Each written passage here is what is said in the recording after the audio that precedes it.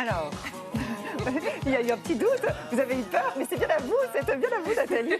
Alors, on va parler de vos deux chroniques parce qu'en fait, on va partir dans un petit moulin où on peut aller en famille. Et ce qui est génial, c'est qu'on peut pique-niquer sur place. Donc, on emmène le pain, les petites recettes de Karine, le pain gourmand, et on va visiter ce moulin qui est un pont entre l'histoire, le passé, mais aussi le savoir-faire du papier. Dans un petit village à Brousse-et-Villaret, c'est vraiment un village de 300-400 âmes. C'est dans l'Aude. C'est un département qui a compté jusqu'à 610 moulins en 1845. Et là, je vous emmène dans le dernier moulin à papier encore en activité en Occitanie. Il faut le conserver, celui-là. Ce moulin, il appartient à la même famille depuis 1820. Donc celui qui vous reçoit dès que vous arrivez, c'est André, 7e génération, toujours aussi passionné par toute l'histoire du papier. C'est intéressant parce que eux, leur choix, c'est de faire du papier sans bois.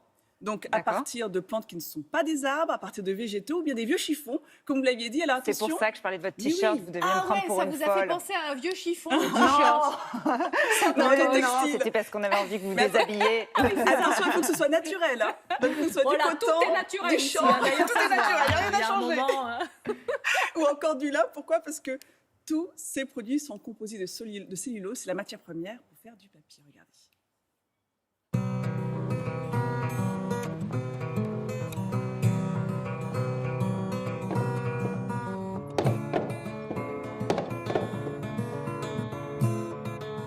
Le papier a été inventé en Chine il y a 2300 ans et le papier de bois à peine un peu plus de 150 ans.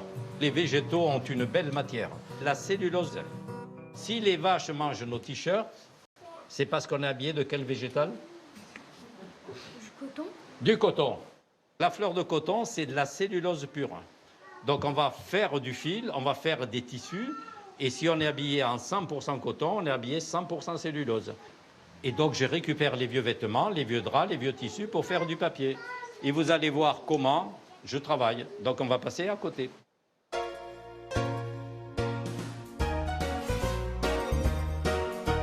Si je mets les draps entiers dans ma machine, j'aurai du mal à le défibrer, à faire de la fibre. Ici, on est dans l'atelier de fabrication. Voici la pile hollandaise que nous utilisons tous les jours. Donc là-dedans, je mets 120 litres d'eau, 4 kg de chiffon. Suivant la dureté du chiffon, ça va durer entre 1 heure, 2 heures de broyage. Donc je fais de la pâte. Et cette pâte va être diluée dans des cuves pour faire la fabrication des feuilles elles-mêmes. Maintenant, je vais vous montrer comment je fais des feuilles de papier. C'est comme quand on fait des gâteaux. On fait de la pâte et on remplit des moules. Attention, il va pleuvoir. À mesure que l'eau s'en va, la feuille se fabrique toute seule. Et quand la pluie s'arrête, j'ai une feuille de papier. Il faut peut-être que je décolle la feuille, non? Oui. Mais elle ne veut pas se décoller. C'est normal, tu dois enlever avec tes doigts. Mais non, je ne tiens rien. Je viens de là, et là, j'ai du feutre de laine avec de l'eau, c'est mouillé. Et c'est l'eau qui va me reprendre. Regarde, hop.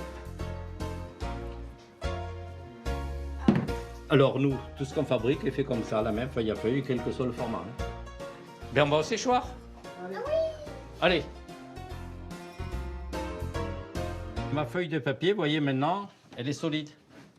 Et pour la mettre à sécher, je prends cet instrument. Je replie et avec ça, je vais le mettre à sécher. Au Japon, en Corée du Sud, on plaque les feuilles sur des planches lisses ou sur des tôles en alu qui sont chauffées par-dessous. Il faut prendre une brosse en crin de cheval, ça n'abîme pas, et on va lisser. Et quand je décolle la feuille qui était sur planche est toute lisse, et celle qui est sur corde, elle a du grain, elle s'est rétractée. La texture est totalement différente entre le système asiatique et le système européen.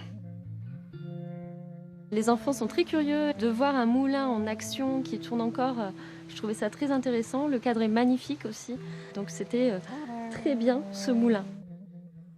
Ça donne vraiment envie d'y aller, Nathalie. Merci beaucoup. Alors, ce n'est pas seulement un lieu de visite, c'est aussi un lieu de production. On fait encore du papier. Exactement. Ils produisent pour des artistes, pour les calligraphes, pour les graveurs, enfin, pour tout ce qui est correspondance, carte de visite. Si vous avez envie d'avoir vous faire part de mariage avec du vrai papier français. Sans bois.